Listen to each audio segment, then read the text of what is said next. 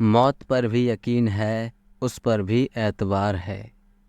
देखते हैं पहले कौन आता है, दोनों का इंतज़ार है। नमस्कार दोस्तों, मैं आपका दोस्त आकाश प्रजापति। आज मैं आपके लिए कोबे और यमदूत की कहानी लेकर आया हूँ, जो शायद आपने पहले कभी न सुनी हो। कहानी महाभारत और भगवत गीता की है। कई लोक कथाओं में भी इस कहानी का जिक्र मिलता है। एक कौवे की गरुड़ से दोस्ती हो गई। दोनों काफ़ी समय साथ गुजारते थे। उनमें मित्रता इतनी गहरी हो गई थी कि आपस में कभी कोई बात नहीं छिपाते थे। एक दिन दोनों एक नदी के किनारे पेड़ पर बैठे बात कर रहे थे। तभी एक यमदूत उधर से गुजरा। वो कौवे को देखकर मुस्कुराया, तो गरुड़ और कौवे ने उस यमदूत को अनदेखा किया और अपनी बातें करने लगे। लेकिन अगले दिन फिर वही हुआ।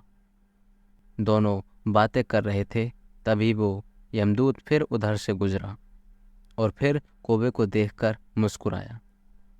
इस बार कौवे को कुछ शंका हुई, तो उसने अपने मित्र गरुड़ से कहा कि ये यमदूत मुझे देखकर कल भी मुस्कुराया था और आज भी वैसे ही मुस्कुराया है। कुछ गड़बड़ है, हो सकता है मेरी मृत्यु आने वाली है। तो गरुड़ ने उसे समझाया कि ऐसा कुछ नहीं है, ये एक संयोग भी हो सकता है, तुम चिंता मत करो। ये सिलसिला 2-3 दिन तक ऐसे ही चलता रहा। रोज यमदूत कौवे को देखकर मुस्कुराता। अब तो कौवे को यकीन हो गया कि निश्चित ही मेरी मौत नज़दीक है। उसने गरुड़ से कहा, मित्र, मैं मरना नहीं चाहता, लेकिन ये यमदूत जरूर 1-2 दिन में मेरे प्राण निकाल कर ले जाएगा। ये रोज ही मुझे देखकर मुस्कुराता है। तो गरुड़ को भी लगा कि हो सकता है कौवे का शक सही हो। तो उसने कौवे को धैर्य बनाए रखने के लिए कहा। गरुड़ ने कौवे से कहा कि तुम चिंता मत करो, मैं तुम्हें यहाँ से इतनी दूर ले जाऊंगा कि ये यमदूत तुम्हें दिखाई भी नहीं देगा। गरुड़ ने कौवे को अपनी पीठ पर बैठाया और उस जंगल से हजारों किलोमीटर दूर कैलाश पर्वत पर ले गया।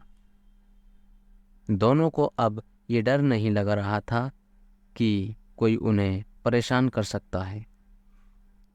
लेकिन वे जैसे ही कैलाश पर्वत पर पहुंचकर एक गुफा तक पहुंचे, तो देखा वो यमदूत पहले से ही वहां मौजूद था। उसने कौवे को देखते ही उस पर पास फेंक कर उसके प्राण निकाल लिए। गरुड़ गरुड़ देखता रह गया। उसने यमदूत से पूछा, तुमने इसे क्यों मारा? तो यमदूत ने गरुड़ से कहा कि इसकी मौत इसी समय लिखी थी, इसलिए इसके प्राण निकाल लिए। गरुड़ ने फिर पूछा, तो तुम फिर इसे देखकर उस जंगल में मुस्कुराते क्यों थे? इसे मारना ही था तो वहीं मार देते। तो यमदूत ने जवाब दिया कि इसकी मौत कैलाश पर्वत पर ही लिखी थी, लेकिन 4-5 दिन पहले इसे उस जंगल में देखकर मुझे ये आश्चर्य हो रहा था कि ये इतने कम समय में वहाँ पहुँचेगा कैसे, क्योंकि इसके पंख भी छोटे हैं और ये लंबी उड़ान भी नहीं भर सकता। तो हजारों योजन दूर कैलाश पर्वत ये पहुँचेगा कैसे?